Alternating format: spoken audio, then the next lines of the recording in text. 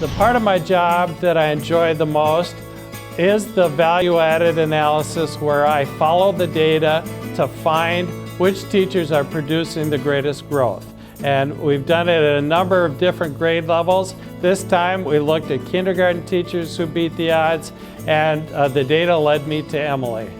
Once we found out that a teacher has beat the odds over a 3-year period, then we asked that individual if they'd like to participate in a research study so we could help other teachers learn what's effective. So I put together a graph that shows simply how you look at value added as a difference from expectation. And on this graph, 0 would be the expected growth. And what I plotted was each school, elementary school in Bloomington. And so you can see there are schools that had an average of maybe 3 points less than expected, all the way up to a school that has over 4 points greater growth than expected. Well, that school that has over 4 points greater growth than expected is Indian Mounds. So the school at Indian Mounds is producing higher learning in literacy than the average school in Bloomington. And then we can see that Emily's classroom over the last 3 years has produced 6 units of growth greater than expected. So the value added of 6 units of growth suggests that students are making approximately a half a year extra growth in a year's amount of time in kindergarten. We're in a building that has a high degree of success in students moving from wherever they start at kindergarten to the highest levels possible, and that Emily, as part of that team, has had even more success over the last 3 years.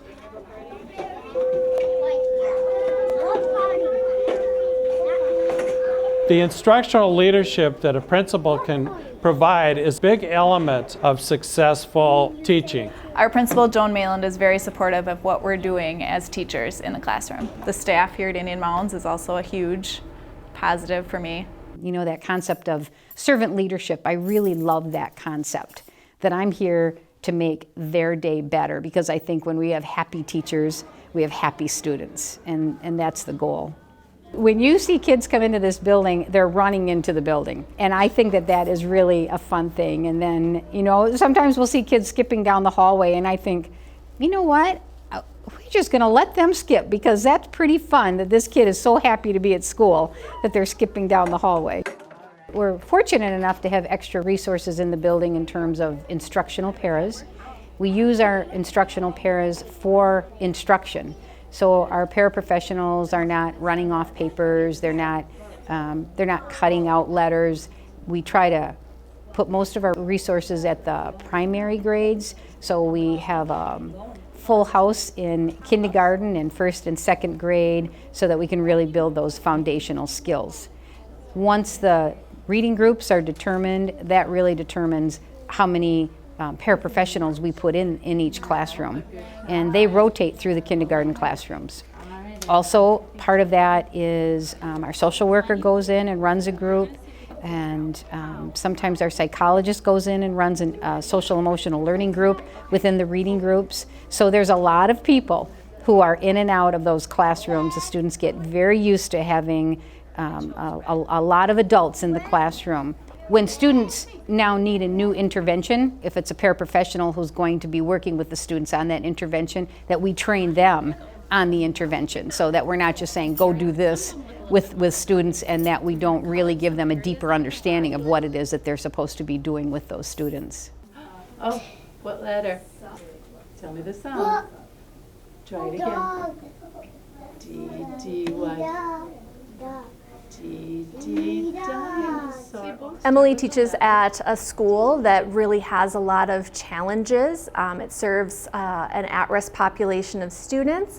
Not all of the students that Emily has in her class have had a solid preschool experience. Many of them are coming from backgrounds that have been influenced by traumatic situations. They may be homeless, and some are bringing assets with them like a second language, but that can also affect their ability to learn to read in English as well. Setting up some of those independent stations that are technology-based is a lot of work at the beginning of the year. A lot of the children coming in have never seen a computer or an iPad and may or may not know how to use a mouse or that an iPad is a touch screen. I spend a couple of weeks just teaching them how to plug in the headphones and find the right app that they are supposed to be working on. We also spend a lot of time learning how to use a mouse on the computer. Another challenge is just making sure that students know how to do school, is what we call it. So they know things like lining up in a line, walking in the classroom, rotating from one station to the other, raising their hand. That's our first 6 weeks of kindergarten is spent on those routines. We really could feel like this is a struggle day in and day out, but we really look for those small successes and we really celebrate those small successes, and we look at a classroom like Emily's and the other classrooms in this building and we see growth. These are our kids, and if not us, then who is going to take care of these kids? And so we just roll up our sleeves and we get the job done. I think one of the primary strategies that Emily uses is small group instruction that's really targeted to students' differing needs. So we have 5 different stations that students rotate through in small groups. One of them is with me, one is with a paraprofessional that's usually focusing on a phonics skill or reading skill. The third station is with another either volunteer or the social worker from our building doing different activities with them. We always have a station that has iPads where they're doing a reading game or a letter knowledge game. And then they're on the computer doing a website called Starfall that also focuses on letters and sounds. Some of the effective things that Emily includes in her instruction are very clear learning targets that communicate to students what they're expected to know and do.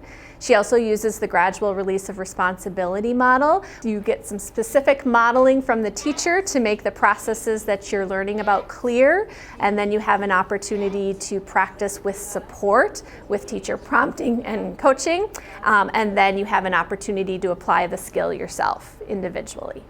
The way Emily works with small groups in her classroom is that they are flexible small groups, so that if a student is in the classroom or in a small group during her group time and she can see that the student now has outgrown that group, or perhaps the student needs to be moved to a different group, she's always keeping an eye on flexible learning and moving the students into the different groups.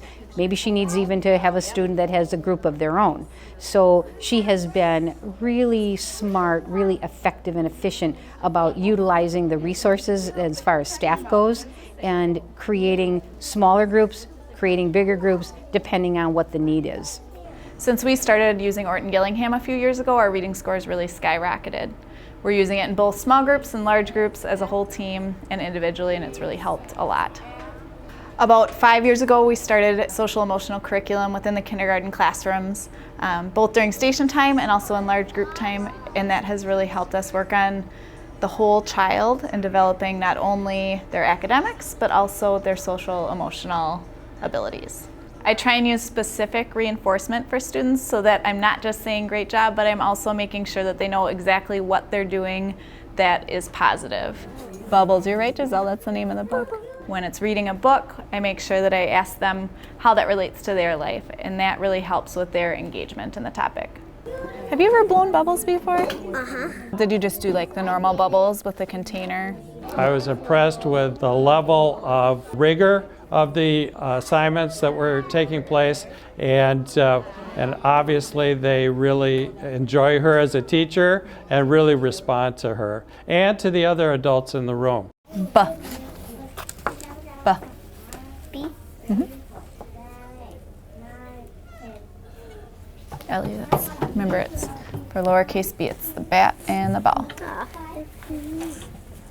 Uppercase. What about if we have time later? Assessment is critical to good teaching. A robust assessment system is really going to consist of a variety of assessments. The BECA serves as a very useful screening tool to identify students who are meeting grade level expectations in kindergarten, as well as students who may be at risk. for difficulty in learning to read.